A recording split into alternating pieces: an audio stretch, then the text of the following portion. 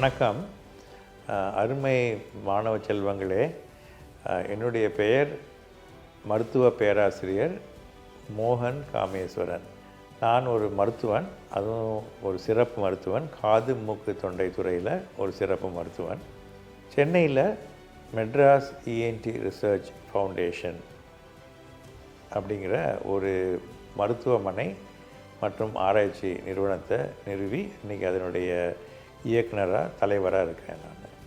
என்னுடைய வாழ்க்கை அனுபவங்களை உங்கள்கிட்ட நான் பகிர்ந்துக்கணுன்னு விரும்புகிறேன். நான் பிறந்தது மதுரையில், அதுவும் மதுரை அருகே ஒரு சிறிய கிராமம், பசுமலை அப்படிங்கிற கிராமம். இப்போ அது பசுமலை மதுரையில் ஒரு மாநகரத்தில் ஒரு முக்கியமான இடமாயிடுச்சு. ஆனால் அப்போ அது ஒரு சின்ன கிராமமாக தான் இருந்தது நான் பிறந்த ஆண்டில். அந்த கிராம சூழ்நிலையில், அந்த சூழலில் தான் நான் வளர்ந்தேன். என்னுடைய பெற்றோர்கள் இருவருமே மருத்துவர்கள், சிறந்த மருத்துவர்கள். ஆனால் நான் பிறந்தது ஒரு தமிழ் குடும்பம். என்னுடைய தாய் வழி பார்ட்னர் நாவலர் சோமசுந்தர பாரதியார், ஒரு தமிழ் புலவர், பேராசிரியர். சுப்பிரமணிய பாரதியாரும் அவரும் நெருங்கிய நண்பர்கள். ரெண்டு பேருக்கும் ஒன்றா பாரதி பட்டமும் கிடைச்சிது. எட்டயபுரம் அரண்மனையில் அவங்க வளர்ந்தவங்க. அந்த குடும்பத்தில் பிறந்து வளர்ந்ததுனால நான் சிறு வயதிலிருந்தே எனக்கு தமிழ் மொழியோட ஈடுபாடோடு தான் வளர்ந்தேன். அதுவும் சிறு குழந்தை பருவத்திலேருந்தே தேவாரம், திருவாசகம், மார்கழி மாதத்தில் திருப்பாவை, திருவம்பாவை இதெல்லாம் காதில் எங்களுக்கு விழுந்துக்கிட்டே தான் இருந்தது. அந்த அந்த இன்பத்தை உணர்ந்து, தமிழோடைய இன்பத்தை உணர்ந்து, தமிழ் மொழியோடைய ஊறி தான் நாங்கள்லாம் வளர்ந்தோம். அந்த இனிமையான அனுபவங்களை நான் இப்போயும் யோசித்து பார்த்து நான் மகிழ்ச்சி அடைகிறேன். என்னுடைய பெற்றோர்கள் மருத்துவர்களாக இருந்தாலும் நாங்கள் வளர்ந்தது ரொம்ப கண்டிப்பாக வளர்ந்தோம். எங்களுடைய துணிகளை நாங்களே செலவு செஞ்சுக்குவோம், நாங்களே அயர்ன் பண்ணிக்குவோம். அதுக்கப்புறம் அதை நாங்களே தான் போட்டுக்கணும். ஒரு ஆண்டுக்கு 3 யூனிஃபார்ம் வாங்கி கொடுப்பாங்க. பொங்கலுக்கு ஒரு ஆடையும் புத்தாடையும், தீபாவளிக்கு ஒரு புத்தாடையும் கிடைக்கும். இதை தவிர தலைகள் என்ன கூட கிடைக்காத துணிகள்லாம். ஸோ நாங்கள் அதெல்லாம் வச்சு, அந்த ஒரு ஷூ பிஞ்சு போச்சுன்னா ஆணி வச்சு அடித்து தான் திருப்பி போட்டு போவோம். அதனால் அந்த மாதிரி கண்டிப்பாக வளர்ந்தோம். நாங்கள் ஒரு செல்வ குடும்பத்தில் வளர்ந்த மாதிரிலாம் வளரலை. பள்ளிக்கூடத்துலேயும் நான் நல்லா படிப்பேன். மதுரையில் சென்ட் மேரிஸ் ஹை ஸ்கூல் அப்படிங்கிற பள்ளிக்கூடத்தில் நான் சேர்ந்து படித்தேன். அந்த பள்ளிக்கூடத்தில் எல்லா விதமான குடும்பங்கள்லேருந்தும் பிள்ளைங்க படிப்பாங்க. ஆண்டுக்கு எங்களுடைய ஃபீஸ் 8 ரூபா அப்போது. ஸோ அதனால் ஒரு சாதாரண சூழ்நிலையில் தான் படித்தோம் எல்லாருமே. ஆனால் நல்ல ஆசிரியர்கள், நல்ல ஆசிரியருடைய இதோடு நாங்கள் வளர்ந்ததுனால நல்லபடியாக படித்து வந்தோம். அந்த காலத்தில் எஸ்எஸ்எல்சின்னு பேர், 11வது வகுப்பு. அந்த 11வது வகுப்பில் நான் நல்ல மாணவனாக நல்ல மதிப்பெண் பெற்று வந்தேன். ஸ்கூலில் விளையாட்டுகள்லேயும் நிறைய ஈடுபாடு. ஃபுட்பால் விளையாடுவேன், கிரிக்கெட் விளையாடுவேன். என்சிசின்னு இருந்தது அப்போ எங்களுக்கு, நேஷ்னல் கேடட் கோர்னு. ஸோ என்சிசிலையும் நான் ரொம்ப ஆக்டிவாக அந்த ஸ்டூடெண்ட்டாக இருந்தேன். நான் ஞாயிற்றுக்கிழமை அன்றைக்கி என்சிசியில் எங்களை கொண்டு போய் ட்ரைனிங் கொடுப்பாங்க. கன்னெல்லாம் வச்சு ட்ரைனிங் கொடுப்பாங்க. ஷூட்டிங் ரேஞ்சுக்கு போய் ரைஃபிள் ஷூட்டிங்லாம் பண்ணுவோம். நல்லா அருமையாக இருந்தது. அப்போது 11வது வகுப்பு முடித்து நல்ல மதிப்பெண் பெற்றதுனால நான் ப்ரீ யூனிவர்சிட்டி அப்படிங்கிறது அப்போ இருந்தது. ப்ரீ யூனிவர்சிட்டிக்கு திருச்சியில் சென்ட் ஜோசப்ஸ் காலேஜ் போய் சேர்ந்தேன். நான் ரொம்ப புகழ்பெற்ற காலேஜ் அது. அங்கே போய் சேர்ந்தேன். அங்கேயும் ஒரு ஆண்டு ரொம்ப இனிமையாக இருந்து இப்போ ஹாஸ்டலில் இருந்து படித்தேன். சென்ட் ஜோசப்ஸ் காலேஜில் பாஸ் பண்ணதுக்கப்புறமா சென்னையில் மெட்ராஸ் மெடிக்கல் காலேஜ், புகழ்பெற்ற சென்னை மருத்துவக் கல்லூரியில் எனக்கு சீட் கிடச்சிது. நான் கல்லூரியிலையும் சேர்ந்து படித்தேன். 1971வது ஆண்டு சென்னையில் மெட்ராஸ் மெடிக்கல் காலேஜில் எம்பிபிஎஸ் ஜாயின் பண்ணேன். அதிலிருந்து தொடர்ச்சியாக ஒரு 10 ஆண்டுகள் மெட்ராஸ் மெடிக்கல் காலேஜிலே இருந்தேன். நான் முதல்ல இளநிலை படிப்பு எம்பிபிஎஸ் பண்ணோம். அதுக்கப்புறம் ஹவுஸ் சர்ஜன்ஸ் எல்லாம் முடிச்சுட்டு முதுநிலை பட்டம் அதே காலேஜிலேயே, கல்லூரியிலேயே காது மூக்கு தொண்டை துறையில் நான் சேர்ந்து எம்எஸ் பட்டம் 1980வது ஆண்டு எனக்கு கிடச்சிது. 1996வது ஆண்டு சென்னையில் இந்த மெட்ராஸ் இஎன்டி ரிசர்ச் ஃபவுண்டேஷன் அப்படிங்கிற இந்த மருத்துவமனையை ஆரம்பித்தேன். அது முதல்ல சின்னதாக இருந்தாலும் கொஞ்சம் கொஞ்சமாக வேகமாக வளர்ந்து ஒரு அகில இந்திய அளவில் அது ஒரு தலை சிறந்த காது மூக்கு தொண்டை நிறுவனமாகவும் ஒரு மருத்துவமனையாகவும் இன்றைக்கி அது வளர்ந்துருக்கிறது. அதை கண்டு நான் மகிழ்ச்சி அடைகிறேன். எனக்கு வந்து 1996 ஆண்டு ஒரு ஒரு ஒரு நிகழ்வு ஒரு அனுபவம் ஏற்பட்டது. அது என் வாழ்க்கையே மாற்றிருச்சு. 96 ஆண்டு என்ன ஆச்சுன்னா, செங்கல்பட்டு அருகே ஒரு சின்ன ஊரில் ஒரு ஒரு இளம் மாணவன், அவன் வந்து 11ஆவது வகுப்பு படிச்சுட்டு இருந்தான். படித்து 12ஆவது வகுப்பு போகிற அந்த ஸ்கூல் ஹாலிடேயில் அவனுக்கு ஒரு வைரஸ் காய்ச்சல் ஏற்பட்டது. இந்த வைரஸ் காய்ச்சல் வந்து நம்ம தமிழில் பொண்ணுக்கு வீங்கி அப்படின்னு சொல்லுவாங்க. அது சில இடத்துல அம்மங்கட்டுன்னுவாங்க. இங்கே இந்த இடத்துல தாடையில் ஒரு சின்ன வீக்கம் மாதிரி வரும். 4-5 நாள் காய்ச்சல் இருக்கும், அப்புறம் சரியாயிடும். ஆனால் அந்த வைரஸ் வந்து ஒரு சிலருக்கு உள்காதை தாக்கி காதை பாதிக்கிறதுக்கு வாய்ப்பு இருக்குது. இந்த பையனுக்கு என்ன ஆச்சுன்னா, துரதிர்ஷ்டவசமாக 2 காதுலேயுமே சுத்தமாக காது கேட்குற திறமையே போயிடுச்சு. முழுமையாக டமாரமாக காது கேட்காமல் போயிடுச்சு. ஸோ ஒரு முதல் நாள் வரைக்கும் நல்லா காது கேட்டு இருந்த பையன் அடுத்த நாள் சுத்தமாக காது கேட்கல. யார் பேசினாலும் காதில் கேட்கல, புரியலை. அப்போ அவன் எதிர்காலமே ஒன்றுமே இல்லைங்கிற ஒரு சூழ்நிலை வந்துடுச்சு. ஒரு சாதாரண குடும்பத்தில் பிறந்தவன் தான் அவன். அவங்க பெற்றோர்கள் வந்து ஆசிரியர்களாக இருந்தாங்க. பெரிய செல்வந்தர்கள் இல்லை, ஆனால் வந்து நல்ல ஒரு சந்தோஷமான மகிழ்ச்சியான குடும்பத்தில் பிறந்தவன். இந்த ஒரு பயங்கரமான ஒரு பாதிப்பு ஏற்பட்ட உடனே அந்த தாங்க முடியாமல் அந்த சோகத்தில் அவங்க பெற்றோர்கள் இருவரும், அந்த பையன் 3 பேருமே விஷத்தை குடித்து உயிரை முடிச்சுக்கணுங்கிற எண்ணம் வந்துருச்சு. அவங்க தற்கொலை முயற்சி செய்தாங்க. ஆனால் கடவுள் செயலில் அவங்க 3 பேருமே பழச்சிக்கிட்டாங்க. அப்போ அவங்கள போய் இந்த மாதிரி நான் செஞ்சதை ஏன்றது விசாரிக்கிறதுக்கு போன அந்த சைக்காட்ரி ப்ரொஃபஸர்கிட்ட அவங்க பெற்றோர்கள் சொன்னாங்க, எங்கள் பையன் வந்து அவன் தான் எதிர்காலம், அவனுக்கு சுத்தமாக காது கேட்காமல் போயிடுச்சு, இனிமேல் எங்களுக்கு என்ன இருக்குது, எங்களுக்கு எதுக்காக நாங்கள் வாழணும். அப்போ அவர் எனக்கு ஃபோன் பண்ணார். அப்போ தான் உலக அளவில் ஒரு ஆராய்ச்சிகள் நடந்து உள்காதில் காது கேளாமல் இருந்தாலும் நம்ம வந்து காக்லியர் இம்ப்ளான்ட் அப்படிங்கிற ஒரு புது சிகிச்சை முறையில் கேட்க வைக்கிறதுக்கு வாய்ப்புகள் இருக்குங்கிற அந்த ஆராய்ச்சி நடந்துகிட்டு இருந்தது. அதை பற்றி எனக்கு தெரியும், நான் படிச்சுட்டும் இருந்தேன்.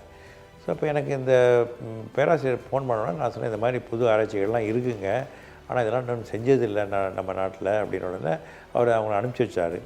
அவங்க வந்தாங்க, நான் பேசினேன். நான் அவங்க பெற்றோர்கள்கிட்ட இந்த மாதிரி இது வரைக்கும் நடந்ததில்லைம்மா, இதுதான் முதல் முறையாக செய்யணும் நம்ம, ஆனால் அதனுடைய விளைவுகள்லாம் தெரியாது. அப்போ அவங்க சொன்னாங்க, என் மகனுக்கு காது கேட்குறதுக்கு ஏதாவது வாய்ப்பு இருந்தால் செய்யுங்க டாக்டர், ஏன்னா நாங்கள் உயிரையே முடிச்சுக்கிறதுக்கு எண்ணத்தோடு நாங்கள் முடிவெடுத்துட்டோம், அவனுக்கு கொஞ்சம் கூட காது கேட்குற வாய்ப்பு இருந்தால் அதுக்கு செய்யுங்க. சரின்னு அப்போ அந்த கருவியை வந்து வெளிநாட்டிலேருந்து ஆஸ்திரேலியாவிலேருந்து தர வைக்கணும். அப்போ அதனுடைய விலை வந்து 6 லட்சம் ரூபா. ஒரு பெரிய கணிசமான தொகை. அவங்க பெற்றோர்களால் நிச்சயம் முடியாது. ஏன்ட்டையும் அந்த பணம் இல்லை. அப்போ போய் நான் பேங்க்கில் போய் நானும் என் துணைவியருமா போய் நாங்கள் எங்கள் பேரில் கடன் மாதிரி கேட்டு வாங்கி முதல் முறையாக அந்த பையனுக்கு அந்த அறுவை சிகிச்சையை இந்தியாவில் செஞ்சோம். செஞ்சதுக்கப்புறம் 2 வாரம் கழித்து அதை சுவிட்ச் ஆன் பண்ண உடனே பார்த்தா அவனுக்கு சுத்தமாக கம்ப்ளீட்டாக முழுமையாக காது கேட்க ஆரம்பிச்சிருச்சு. முழுமையாக காது கேட்குதுன்னா ரகசியம் பேசினா கூட எனக்கு காதில் விழலைன்னா கூட அவன் காதில் விழுந்துட்டு இருந்தது. அந்த அளவுக்கு ஒரு பெரிய வெற்றியை அடைஞ்சோம். அந்த ஒரு நொடி அவன் காது கேட்ட நிமிஷம் என் வாழ்க்கையே மாறி போயிடுச்சு. அந்த ஆங்கிலத்தில் வந்து எபிஃபனின்னு சொல்லுவாங்க. ஒரு பேரறிவு, ஒரு நிமிடத்தில் ஏற்படுற பேரறிவு. அந்த பேரறிவு என்னன்னா, எனக்கு வந்து ஆஹா, என்னுடைய பிறவியோட காரணத்தை, அது என்ன, எதுனால நான் பிறந்தேன், எதுக்காக நான் இருக்கேங்கிற அந்த காரணத்தை இன்றைக்கி தான் உணர்ந்தேன். காது கேளாண்மையை முழுமையாக போக்கணும், காது கேளாதவங்கள கேட்க வைக்கணும். இதுதான் என்னுடைய பர்பஸ் இன் லைஃப், என்னுடைய வாழ்க்கையினுடைய ஒரு முக்கியமான காரணங்கிற எண்ணம் வந்துச்சு எனக்கு. ஸோ அதனாலேருந்து இன்றைக்கி வரைக்கும் காது கேளாண்மையை வந்து எப்படி எதிர்த்து அதை நீக்கலாங்கிற எண்ணத்தில் தான் நான் செயல்பட்டுட்டு வந்துட்டுருக்கேன். காது கேளாண்மைங்கிறது ஒரு கொடிய பிரச்சனை. பிறவியில் காது கேட்காம குழந்தைகள் பிறக்கிறது எப்படின்னா, 1000ல் ஒரு குழந்தை வந்து பிறவியில் காது கேட்காம பிறக்கும்.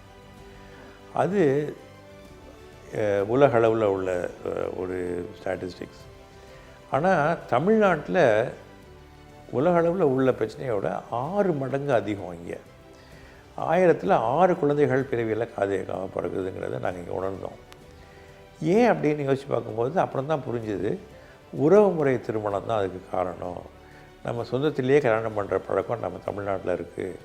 அத்தை மகளை கல்யாணம் பண்ணுறது, மகளை கல்யாணம் பண்ணுறது, அப்படின்னு மாமாவை கல்யாணம் பண்ணுறது, இந்த மாதிரி உறவு முறை திருமணங்கள்னால வந்து ரிசசிவ் ஜீன்ஸ்னு சொல்லுவோம். அந்த அணுக்கள் வந்து ஒன்றா சேர்ந்து வர்றதுனால காது கேளாண்மை தமிழ்நாட்டில் அதிகமாக இருக்குங்கிறது உணர்வு. அப்போ இந்த பிள்ளைங்க காது கேட்காமல் பிறக்கும்போது பிறவியிலே காது கேட்காததுனால அவங்க முழுமையாக ஊமையாகவும் ஆகிடுவாங்க, பேசவும் முடியாது. ஏன்னா மொழி வளர்ச்சிங்கிறது காதில் சத்தங்கள் விழுந்து அதை உணர்ந்து அதனுடைய அர்த்தத்தை உணர்ந்து அதை கிரகித்து அதை பிரதிபலிக்கிறது தான் மொழி. காது சத்தமே காதில் விழுகலைன்னா மொழியும் வராது. ஸோ காது கேட்காதவங்களை வந்து செவிட்டு ஊமை அப்படின்ற ஒரு மோசமான ஒரு பட்டம் கிடைக்கும் அவங்களுக்கு. அது மாத்திரம் இல்லை, இன்றைக்கு உலகத்தில் வந்து பேசாத பிள்ளைக்கு எந்த ஒரு எதிர்காலமும் கிடையாது. அப்போ இந்த பிள்ளைங்க வந்து ஒரு 2ஆம் தரமான சிட்டிசன்ஸாக தான் இருக்க முடியும். ஸோ இதெல்லாம் உணர்ந்து எப்படி உங்களுக்கு ஏதாவது செய்யணுன்றது, அப்போ இந்த காக்லியர் இம்ப்ளான்ட் இந்த பையனுக்கு நடந்ததை பார்த்த உடனே எங்களுக்கு ஒரு உத்வேகம் வந்தது. சரி, நம்ம இனிமேல் காது கேளாண்மையை நம்ம எப்படியாவது போக்கிடலாம், நம்ம சரி பண்ணிடலாம் அப்படிங்கிற எண்ணத்தில் காக்லியர் இம்ப்ளான்ட் பண்ணணும்னு ஆர்வத்தோடு பண்ண ஆரம்பித்தேன். அப்போ வந்து ஒரு பெரிய தடை என்னென்னா, அந்த காக்லியர் இம்ப்ளான்ட்டுடைய விலை 6 லட்சம் ரூபா. 1996 வருஷங்கிறது ஒரு பயங்கரமான ஒரு செலவு. அது வந்து பெரிய செல்வந்தர்களால் தான் முடியும், சாதாரண குடும்பங்களில் இருக்கிறவங்களால முடியாது. அப்போ இந்த மாதிரி என்ன செய்கிறது, சாதாரண குடும்பங்களுக்கு முடியாது. அப்போ ஒரு குழந்தை காது கேட்காமல் பிறக்கிற குழந்தை பணக்கார குடும்பத்தில் இருந்தால் அது காது கேட்க வச்சு பேச வச்சிடலாம், ஏழ்மையான குடும்பத்தில் இருந்தால் பேச வைக்க முடியாது அப்படிங்கிற ஒரு அது எப்படி அதை ஒத்துக்க முடியும்? ஸோ அப்போ இதை வந்து ரொம்ப வருத்தத்தோடு யோசிச்சுட்டு இருக்கும்போது அப்போ எனக்கு ஒரு ஒரு ஒரு ஒரு முக்கியமான ஒரு சந்தர்ப்பம் எனக்கு வந்து முதலமைச்சர் கலைஞரை அப்போ நான் ஒரு மருத்துவனாக அவருக்கு சேவை செஞ்சிட்ருக்கிற ஒரு வாய்ப்பு கிடச்சிது. அப்போ வந்து ஒரு இடம் அவர் கேட்டார், நீங்கள் என்கிட்ட எதுவுமே நீங்கள் கேட்டதில்லை, ஏதாவது உங்களுக்கு விருப்பம் இருக்கா? நான் சொன்னேன், ஐயா எனக்கு ஒரு விருப்பம் இருக்குது, ஆனால் அதை உங்கள்கிட்ட கேட்க எனக்கு ரொம்ப தயக்கமாக இருக்குது. ஏன் தயக்கமாக இருக்குது அப்படின்னாரு. அதனுடைய வேலை ரொம்ப அதிகம். சொல்லுங்கன்னாரு. அப்போ ஐயா எனக்கு ஒரு 5 நிமிஷம் டைம் கொடுங்க, நான் உங்களுக்கு ஒரு வீடியோ காமிக்கிறேன்னு சொல்லிட்டு என் லேப்டாப் வச்சுருந்தேன், கம்ப்யூட்டர். அதை திறந்து அதில் ஒரு வீடியோ, ஒரு காது கேட்காத பிள்ளை கையில் சைகையில் பேசிகிட்ருக்கு. நான் இன்றைக்கி பள்ளிக்கூடத்துக்கு போனேன், பள்ளிக்கூடத்தில் இன்றைக்கி கணிதம்லாம் கற்றுக்கிட்டேன், இன்றைக்கி நான் திருப்பி வந்து எங்கள் வீட்டுக்கு வர வழியில் எங்கள் மாமா வந்து எனக்கு ஐஸ்கிரீம் வாங்கி கொடுத்தாரு அப்படின்லாம் கையில் காமிக்குது. கீழே சப்டைட்டில்ஸ் வந்துட்டு இருந்தது.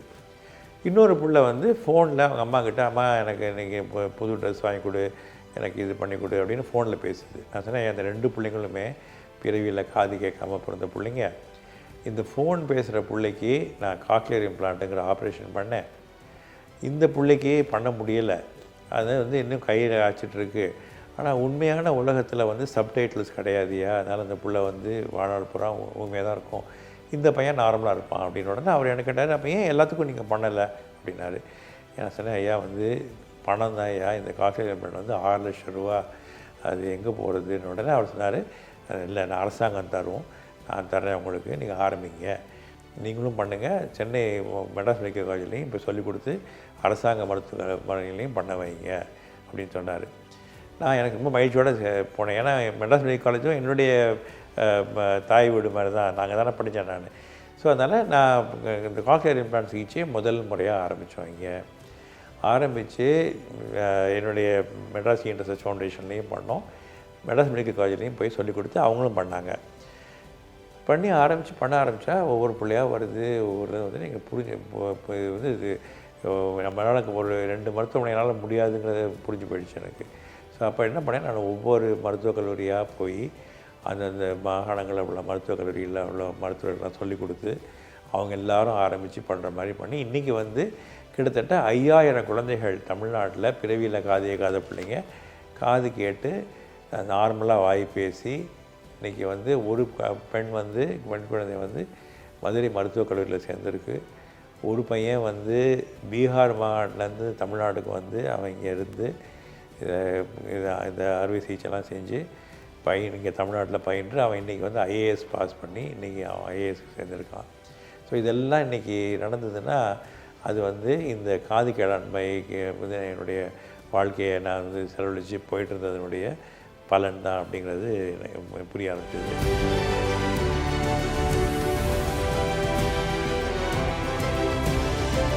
ஸோ இந்த மாதிரி பண்ணிகிட்டு இருக்கும்போது சில இனிமையான நிகழ்வுகளும் நடக்க ஆரம்பிச்சது. என்னென்னா ஒரு குழந்தை வந்து அவங்க அப்பா வாய் பேச மாட்டார், ஊமை. அவங்க அம்மா வந்து பேசுவாங்க, நார்மலாக பேசுவாங்க. இந்த புள்ளை வந்து நார்மலாக பிறந்து நார்மலாக பேசிகிட்டு இருந்தது. திடீர்னு இந்த பிள்ளைக்கு ஒரு மூளைக்காய்ச்சல் ஏற்பட்டு காது கேட்காமல் போயிடுச்சு. அப்போ வந்து இந்த தாய் தகப்பனுக்கு ஒரே ஷாக்கு. என்னென்னா அப்பாவுக்கும் காது கேட்கல, மகளுக்கும் காது கேட்கல, என்ன பண்ணுறது அப்படின்ற உடனே அப்போ அவங்க தூக்கிட்டு வந்தாங்க. அப்போ அரசாங்க ஸ்கீம் இருந்தது. அந்த ஸ்கீம் வழியாக அந்த பிள்ளைக்கு ஆப்ரேஷன் பண்ணி அந்த பிள்ளைக்கு வந்து காக்லியர் இம்ப்ளான்ட் பண்ணி காது கேட்க வச்சோம். அது நார்மலாக பேச ஆரம்பிச்சிருச்சு. அதுக்கப்புறம் ஸ்கூலில் படித்தது. அதுக்கப்புறம் நல்லபடியாக அதுக்கப்புறம் என்ன ஆச்சுன்னா நான் கான்டாக்ட் விட்டுட்டேன். பல ஆண்டுகளுக்கு பிற்பாடு நான் எத்திராஜ் கல்லூரிக்கு ஒரு சிறப்பு விருந்தினராக போயிருந்தேன். சென்னையில் புகழ்பெற்ற எத்திராஜ் கல்லூரி. எத்திராஜ் கல்லூரிக்கு போய் பார்த்தா எத்திராஜ் கல்லூரியில் மாணவர் மன்றத்தில் தலைவராக இந்த பொண்ணு இருக்குது. எனக்கு அந்த பொண்ணு தான் இந்த பொண்ணுன்னு கூட தெரியாது. நான் 2-3 வயசில் பார்த்த பொண்ணு. அது பெரிய வளர்ந்த ரொம்ப ஒரு சிறப்பான இடத்துக்கு வந்துருச்சு. அந்த பொண்ணே வந்து என்கிட்ட சொல்லிச்சு, டாக்டர் நீங்கள் என்னை யாரும் தெரிஞ்சிக்கல, நான் தான் அந்த பொண்ணு, எனக்கு நீங்கள் இம்ப்ளான்ட் பண்ணீங்க. இன்றைக்கி நான் வந்து 3 மொழி பேசுவேன்.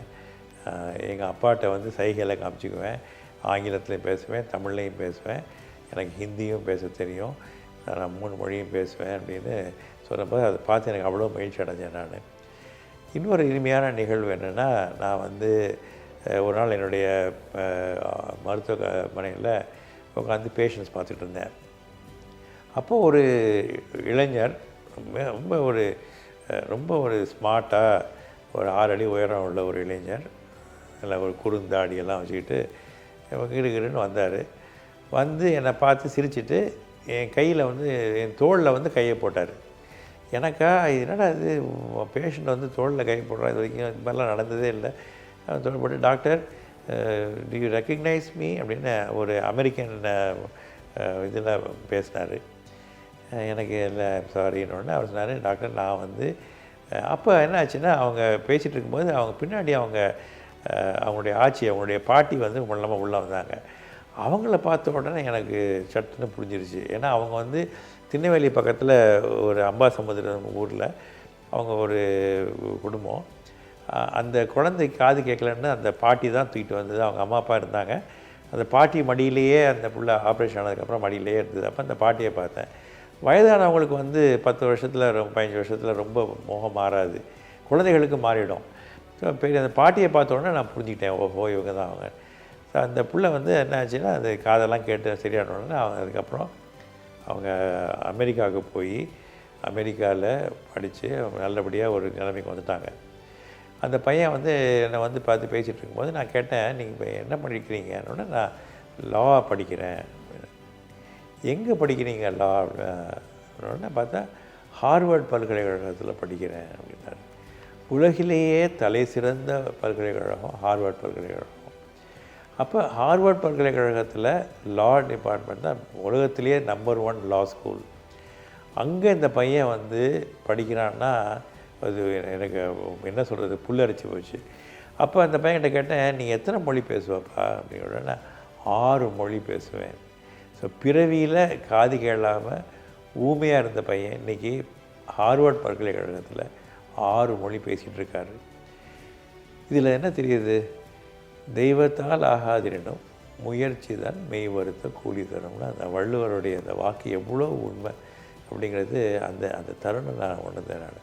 இந்த பையன் வந்து இன்றைக்கி வந்து ஹார்வர்ட் பல்கலைக்கழகத்தில் மாணவர் மன்றத்தில் தலைவனாக இருக்கார். இன்றைக்கி நாளைய உலக அளவில் நாளைக்கு ஒரு பெரிய மனிதராக போகிறவர், ஒரு வேர்ல்டு லீடராக போகிறார். அப்போ அவருடைய வாழ்க்கையை யோசிச்சு பாருங்கள்.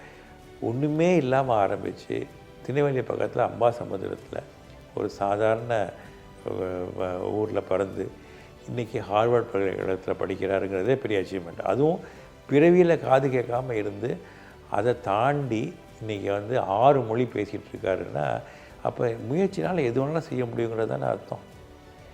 அதே மாதிரி இன்னொரு நிகழ்வையும் அவங்கள்ட்ட சொல்லணும்னு நினைக்கிறேன். அது முக்கியமாக எங்கள் மருத்துவ தொழிலில் நாங்கள் அடிக்கடி பார்க்குறது ஒன்று. அது என்னுடைய இதில் நான் வந்து இந்த பிறவியில் காது கேளாண்மைங்கிறது இதுலையே நான் வந்து இருந்ததுனால எனக்கு அது பல குழந்தைகளை பார்த்து நான் வியந்தது உண்டு. ஏன்னா ஒவ்வொருத்தர் கஷ்டங்களை தாண்டி அந்த பிள்ளைங்க எவ்வளோ ஒரு மகிழ்ச்சியாக இன்றைக்கி வளர்ச்சி அடைஞ்சு அந்த பிள்ளைங்க வந்து ஒரு தலை சிறந்த இடத்துக்கு வர முடியும் அப்படிங்கிறது அந்த பிள்ளைங்களுடைய உழைப்பினால தான் அது வர முடியுங்கிறது நல்லா உணர்ந்துட்டேன் நான். இன்றைக்கி வந்து இந்த மாதிரி நான் சொன்ன ஒரு எக்ஸாம்பிள் சொன்னேன் உங்களுக்கு காது கேளாண்மைன்றதை பற்றி.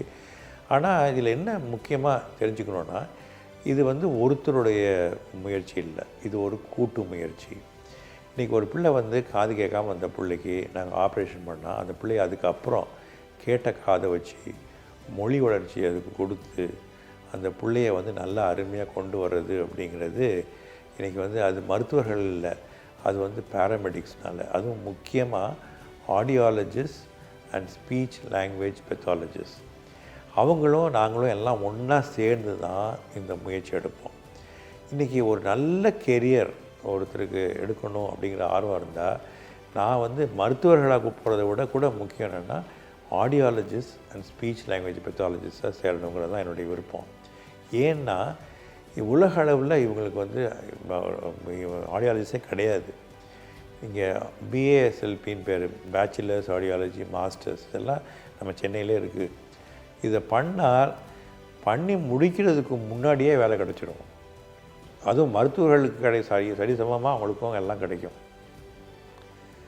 அது மாத்திரம் இல்லை, அவங்க முடிச்சுட்டு விருப்பப்பட்டால் அடுத்த நாளே வெளிநாட்டிலையும் வேலை கிடைக்கும். அமெரிக்காவுக்கு போனால் போகலாம், சிங்கப்பூர் போனால் போகலாம், சவுதி அரேபியா போனால் போகலாம், எங்கே வேணாலும் அவங்களுக்கு வேலை கிடைக்கும். இந்த மாதிரி ஒரு அருமையான ஒரு துறை தான் audiology and speech language pathology. இந்த பேராமெடிக்கல் ஃபீல்ட்ஸ் வந்து நம்ம இன்னும் போதுமான அளவு மாணவர்கள் எடுக்க மாட்டேங்கிறாங்க. ஏன்னா எல்லாருமே நான் டாக்டர் ஆகணும். டாக்டர் ஆகி மாத்திரம் ஒன்றும் பண்ண முடியாது. டாக்டருக்கு வந்து என்ன செய்ய முடியுமோ அதுக்கு மேலேயே நீங்கள் பேராமெடிக்கல் ஃபீல்டில் செய்ய முடியும். ஆக மாணவர்களே, உங்களுக்கு வந்து நம்ம வந்து மற்றவங்களுக்கு நம்மளால் உதவி செய்யணும் அப்படிங்கிற அந்த எண்ணம் ஈரப்பசை மனசில் இருந்தால் மருத்துவத்துறையை மாத்திரம் நாடிட்டு இருக்காதீங்க, பேராமெடிக்கல் ஃபீல்டையும் செய்ய முடியும். மற்ற நம்மளோட பிரச்சனை இருக்கிறவங்களுக்கு நம்மளால் உதவி செய்ய முடியும். ஆடியாலஜி ஸ்பீச் லாங்குவேஜ் பெத்தாலஜிங்கிறது ஒரு நல்ல ஃபீல்டு. சென்னையில் 4-5 மருத்துவக் கல்லூரிகளில் இருக்குது, மெட்ராஸ் மெடிக்கல் காலேஜ் கவர்மெண்ட் காலேஜ்லேயும் இருக்குது, ப்ரைவேட் காலேஜஸ்லேயும் இருக்குது. அங்கெல்லாம் மிகவும் ஃபீஸும் ரொம்ப கம்மி. சேர்ந்து அங்கே கண்டிப்பாக நீங்கள் முடித்த தருணத்திலேயே உங்களுக்கு நல்ல அருமையான வேலையும் கிடைக்கும். வேலை கிடைக்கிறது மாத்திரம் நீங்கள் நினச்சா வெளிநாடுகளில் போய் வேலை செய்கிற வாய்ப்பும் கிடைக்கும். இதெல்லாம் உங்களுக்கு தெரியணுங்கிறது தான் நான் சொல்கிறேன். ஏன்னா பல பேருக்கு ஆடியாலஜி ஸ்பீச் லாங்குவேஜ் பெத்தாலஜியை பற்றி தெரியாது. அதுக்காக தான் நான் சொல்கிறேன். இதெல்லாம் நீங்கள் மனசில் வச்சுக்கணும். வந்து முடிவாக நான் எல்லாத்தையும் சொல்ல விரும்புகிறது என்னென்னா, நம்ம மனசு வச்சா போதுமான அளவு கடினமான உழைப்பு இருந்தால் நம்ம கண்டிப்பாக கோபுரம் உச்சி என்ன நம்ம வந்து இமய உச்சியே அடைய முடியும். அது என்னுடைய வாழ்க்கையில் நான் அனுபவித்தது. எத்தனையோ பேரை நான் பார்த்துட்டும் அந்த அனுபவம் அடைஞ்சிட்டேன் நான். எனக்கு வந்து 1996 ஆரம்பித்த அந்த பயணம் 2006 எனக்கு பத்மஸ்ரீ பட்டம் டாக்டர் அப்துல் கலாம் கொடுத்தாரு. இந்த முயற்சினால தான். இது எல்லாமே அந்த உழைப்பினால தான், அந்த முயற்சினால தான். ஸோ பேசிக்காக நான் சொல்ல விரும்புகிறது, எப்போவுமே நீங்கள் முன்னாடியே பார்த்துட்ருங்க. எப்படி முன்னுக்கு வரணுங்கிறத பார்க்கணும். உழைப்பினால தான் முன்னுக்கு வர முடியும், படிப்பினால தான் முன்னுக்கு வர முடியும். இது வந்து ஒவ்வொருத்தருடைய மனதிலையும் ஆழமாக பதிஞ்சு அதையே நீங்கள் உங்களுடைய வாழ்க்கையினுடைய குறிக்கோளாக வச்சு முன்னுக்கு போனீங்கன்னா யாராலையும் உங்களை தடுக்க முடியாது. வெற்றி உங்களுக்கே, நாளே உங்களது. ஸோ ஒரு சாதாரண பள்ளிக்கூடத்தில் தான் நான் படித்தேன். ஆனால் பின்னாடி பெரிய பெரிய கல்லூரிகளில் படிக்க வாய்ப்பு கிடைச்சிது. லண்டனில் போய் வேலை செய்கிற வாய்ப்பு கிடைச்சிது. நான் சாதாரண பள்ளிக்கூடத்தில் மதுரையில் படிச்சுட்டு வரேன்னே எனக்கு ஆங்கிலம் எப்படி இருக்குமோன்ற ஒரு தாழ்வு மனப்பான்மை ஆரம்பத்தில் இருந்தது. ஆனால் லண்டனில் போய் நான் லெட்டர்ஸ்லாம் சொல்லும்போது என்னுடைய அங்கே லண்டனில் இருக்கிற செக்ரட்டரிஸே எங்கேருந்து இவ்வளோ இங்கிலீஷ் உங்களுக்கு கற்றுக்கிட்டீங்கன்னு சொல்லுவாங்க. நான் சொன்னதெல்லாம் மதுரையில் தான் கற்றுக்கிட்டேன் அப்படின்னு. ஆக வந்து நம்ம முயற்சி எடுத்தால் நல்லபடியாக நம்ம எதுவும் செய்ய முடியாதே கிடையாது. அதுவும் நான் உங்களுக்கு இந்த பேராமெடிக்கல் ஃபீல்டை பற்றி சொன்னேன் பார்த்தீங்களா, இந்த பேராமெடிக்கல் ஃபீல்டில் மேலே மேலே மேலே வளர்ச்சி அடைய முடியும். பேச்சுலர்ஸ் பண்ண முடியும், மாஸ்டர்ஸ் பண்ண முடியும், பிஹெச்டி பட்டம் வாங்க முடியும். பல ஆண்டுகள் நீங்கள் வந்து பேராசிரியரை வேலை செய்யலாம். பல கல்லூரிகளில் எத்தனையோ மருத்துவமனைகள் இருக்குது. எல்லாம் வந்து உங்களை நாடி வந்து உங்களை வந்து எப்படியாவது உங்களை கூட்டு போகணுன்னு நினைப்பாங்க. பல நாடுகள், அமெரிக்காவில், இங்கிலாண்டில், சிங்கப்பூரில், மலேசியாவில், மிடில் ஈஸ்டில் எல்லா நாடுகள்லேயும் இந்த மாதிரி ஆடியாலஜிஸ்ட்டுக்கும் ஸ்பீச் லாங்குவேஜ் பெத்தாலஜிஸ்ட்டுக்கும் தேவை அதிகமாக இருக்குது. அவங்க எல்லோரும் வந்து உங்களை துரத்தி உங்களை கூப்பிட்டு போவாங்க. ஆனால் பல ஆண்டுகள் நீங்கள் வந்து மேலே மேலே வளர்ச்சி அடைய முடியும் இந்த துறைகளில்.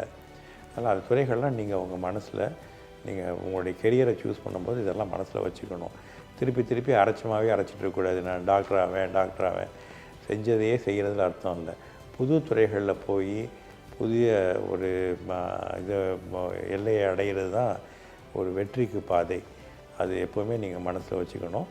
நீங்கள் எல்லாருமே வந்து மேலே மேலே டெவலப்மெண்ட் ஆகிறதுக்கு என்ன வழிகள் இருக்குங்கிறத நல்லா உணர்ந்து அந்த கெரியர் ஆப்பர்ச்சுனிட்டிஸை எடுத்து வேணும்னா அந்த கல்லூரிகளில் போய் பார்க்கலாம். நீங்கள் அவங்க விருப்பப்படுவாங்க. போய் பார்த்து அந்த கல்லூரிகளில் என்ன அந்த இந்த துறை என்ன அப்படிங்கிறதையும் தெரிஞ்சுக்கலாம். நீங்கள் இதெல்லாம் தெரிஞ்சுட்டு நீங்கள் மாதிரி புது துறைகளில் நீங்கள் ஒரு ஆர்வத்தை காமிச்சு அதை நாடி போனீங்கன்னா உங்களுக்கு வெற்றி வந்து நிச்சயமாக உங்களுக்கு.